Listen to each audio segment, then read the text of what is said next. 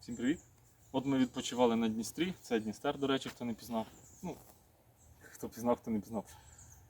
Зараз поговоримо не про те, як відпочивали, а про те, що залишається після відпочинку в більшості випадків. Зараз, от, як побачите, берег тут доволі чистий, ми вчора півгодинки, ми тут ночували і от зараз їдемо, півгодинки прибрали. І в принципі тут часто машини заїжджали, як побачите, тут обклали каміннями, все гарно.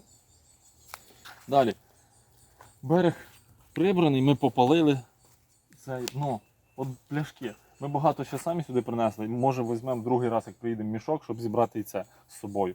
От ми ставили машину туди далі, видно. Там теж прибирали. Взагалі стараюсь в радіусі 20 метрів прибрати. А тепер пішли, покажу ще. Просто не все приберемо зараз. Я зараз покажу, що тут було. От починаючи вже навіть з в'їзду сюди. Бумага валяється, плівка всяка. Бутилки, куча пластику, бутилок, куча скла і так далі. Оце буквально ми відійшли метрів 20. Потихеньку збираємо. От нащо ви це робите? Я не знаю, хто це, що і як, навіщо. Оце так само було і там. Хіба культурно в такому сидіти, я не знаю. Ну, в принципі, я не здивований, тут люди навіть в 11 ночі приїхали. То вони точно за собою це все збирати не будуть, але все-таки.